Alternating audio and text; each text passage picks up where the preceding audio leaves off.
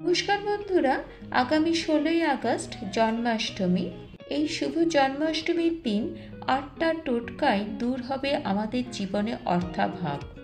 ভিডিওটি ভালো লাগলে লাইক, কমেন্ট ও শেয়ার করো আর সাবস্ক্রাইব করে বেল আইকন প্রেস করে পাশে আমার বন্ধু হয়ে থেকো। বন্ধুরা, জন্মাষ্টমীর শুভ দিনে ঘরদোর সাজিয়ে নিয়ম অনুযায়ী শ্রীকৃষ্ণের পুজো করুন। আর এই তিথিতে শ্রীকৃষ্ণের সাজ শৃঙ্গার ঠিকমতো করা খুবই শুভ বলে মনে করা হয়।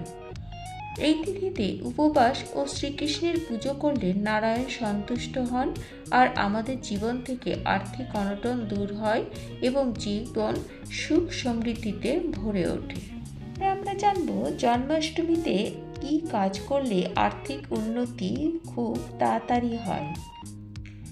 প্রথমত, বহু চেষ্টা সত্ত্বেও যদি আয় বৃদ্ধি না পায়, তাহলে জন্মাষ্টমীতে 7টি কুমারী মেয়েকে বাড়িতে ডেকে এনে তাদের পায়েস বা সাদা মিষ্টি খাওয়ানো খুবই শুভ বলে মনে করা হয় এবং এটি জন্মাষ্টমীর দিন শুরু হয় এবং পরপর 5টি শুক্রবার এই একই কাজ করে যেতে হয়।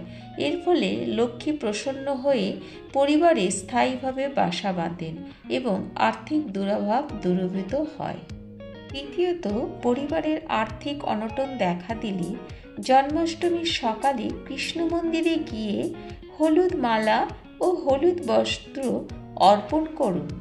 এর ফলে পরিবারে ইতিবাচক পরিবর্তন দেখা যায়, যা কিনা আমাদের জীবন চমকে দিয়ে আর্থিক অনটন দূর করে দেবে।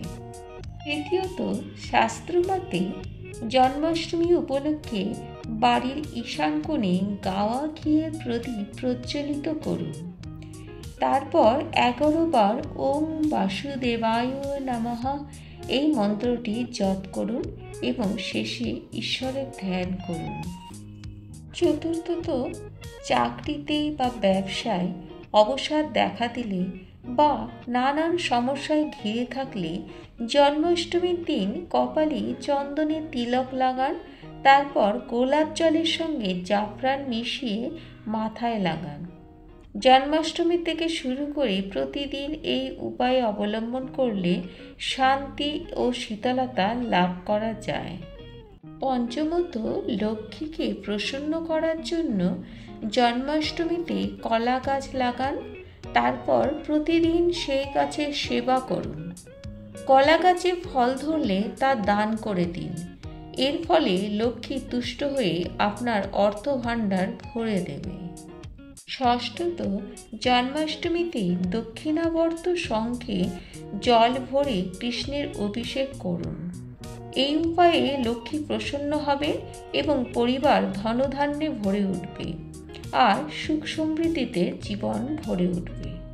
সপ্তমত, লক্ষ্মী লাভের জন্য জন্মাষ্টমীর দিনে তুলসী গাছে ঘিয়ের প্রদীপ জ্বালান আর কৃষ্ণের ভোগে তুলসী পাতা নিবেদন করতে অবশ্যই যেন ভুলে যাবেন না। এভাবে এই শুভ কাজগুলি করলে আমাদের জীবনে সুখ সমৃদ্ধি বৃদ্ধি পাবে এবং আর্থিক অনটন দূর হবে। সকলের মঙ্গল কর প্রভু। সকলে ভালো থাকুন, সুস্থ থাকুন। হরে কৃষ্ণ কৃষ্ণ কৃষ্ণ হরে হরে, হরে রাম রাম রাম হরে হরে।